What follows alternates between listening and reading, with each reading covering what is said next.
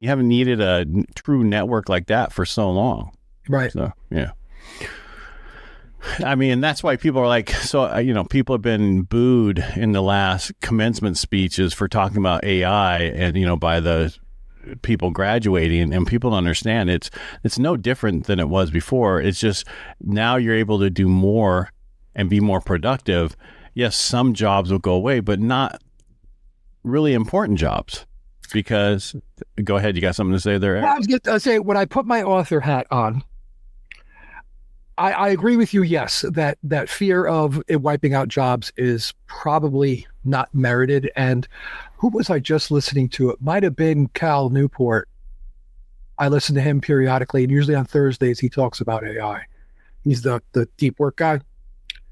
And very often when we throw rocks at a new technology out of fear, it ends up creating more jobs that it eliminates. Like, it might eliminate your entry-level grunt coder that's doing your for loops, but you'll need an architect somewhere to make sure AI doesn't just constantly make garbage. But as an author, what a lot of the big companies are trying to do is just basically use it to recycle existing work, and they are stealing work, I think, in that respect. Right. I can see that where the stuff that's out of copyright, they could go redo it and then re-put it out again. Well, even not. Even not. Like, I mean, Meta got caught hitting LibGen. LibGen is one of the biggest pirate sites for books around. Oh, really? And they just flat out admitted in emails that they were scraping it and using it to train their AIs. So they were training AIs on books that were published in 2025. Wow. And Anthropic, one of my books was scraped by Anthropic. I'm in that class action suit. I might get $20. But, woohoo, the 4 cups of coffee.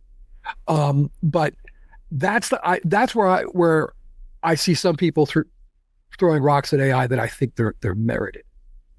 But I also see that things like that the copyright laws are there for a reason, and they will do it. They got away with it, but then they won't be able to do it anymore. It's where new technology is way advanced of our laws, and we don't have the laws in place to protect us from those. I see that happening. That's any type of technology. I mean, look at the phones listening to you. Look at all the different things that listen to you that's not supposed to listen to you, but they still do, and nobody's went after them. And things. I mean, so like, to me, if I can pay $15 for a program and say, give me a picture of Taylor Swift, but in the style of a Studio Ghibli manga or anime, somebody got ripped off. There's an artist whose work was stolen. That, and what I don't see is anybody in the government sticking up for that, because that's who funded their campaigns. A lot of the politicians that people think are going to save them they're just going to sell you off to Silicon Valley instead of the Permian Basin. They just get that's the problem with not having term limits and certain things in place. If you had term limits in place, they would not get the money and the stuff that they were supposed to, because they wouldn't be there very long. Remember, it's like, well, then things wouldn't get done. BS. We don't need that big of a government.